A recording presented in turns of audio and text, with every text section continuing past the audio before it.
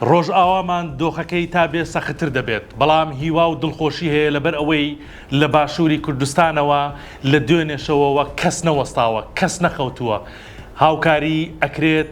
گردەبنەوە هوتاف لێ دەدەن دژی ئەو داگیرکاری بەرامبەر بە ڕۆژاوای کوردستان دەکرێت. ئەمە هەمووی جێگەی دڵخۆشیە، بەڵام لێدوانی نابەرپرسانە گوێمان لێ دەبێت لە هەندێ شوێن کامە وای کردووە لە سۆشیال میدیاوە خەڵکێکی ئێجگار زۆر تووڕە بن لەبەرەوەی بۆ خۆتان دەزانن خەڵک نەنووسووە لە دوێنێشەوە لەسەر شەقامەکانە نەشارەکانی کوردستان، هەروەها خەڵکێکی زۆر لەم بەیانیەوە بەپاس لە ڕۆژنامە نووس، لە نووسەر، لە پەرلەمانتارانی پێشوو، لە کەسی سیاسی، لە گەنجی خوێنگەرم و لە ژن و لە کچانی باشووری کوردستان دایانەوێ بچن بەرەو ڕۆژئاوا، بەرەو پیری کوردانی ڕۆژاوا و برا و خوشکەکانمان لە ڕۆژاوا.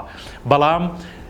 لێدوانێک ڕەنگە ببێتە مایەی زوێربوونی دڵی ملیۆنان کەس لە هەرێمی کوردستان و لە ڕۆژاوای کوردستانیش، ئەوەی کە دکتۆر عەلی قەرەداغی سەرۆکی یەکێتی زانایانی ئاینی ئیسلامی جیهان کە دەڵێت ناوی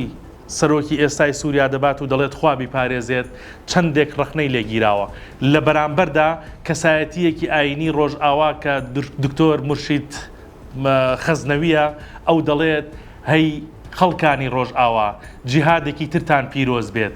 شەڕیمان و نەمان دەکەین بۆ نەتەوەکەمان و لەگەڵیان دەبین. ئەم لێدوانانە بەکەم مەزانن، ئەم لێدوانانە ورەی کورد بەرز دەکاتەوە، ئەوەی کە ئێستا پشتی لە کورد کردووە ڕەنگە بێتە سەرخەت و کاریگەری لەسەری هەبێت و ئەمەیشی کە لە باشووری کوردستان لە دوێنێشەوە و بە ئەمڕۆژەوە بەم گردبوونانەوە بەم ناڕەزایەتیانەی دەکرێت بەکەمی مەزانن ڕەنگە وڵاتان قونسوڵگەریەکانیان کەسە دیبلۆماتکارەکانیان بێنێتە سەرخەت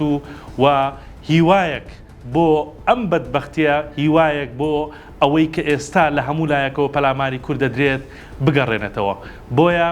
خەڵکی باشووری کوردستان بەردەوامی دەدات بە چالاکیەکانی بۆ پشتگیریکردن لە ڕۆژئاوا، ڕۆژئاواش بەتەنیا ناهێڵێتەوە.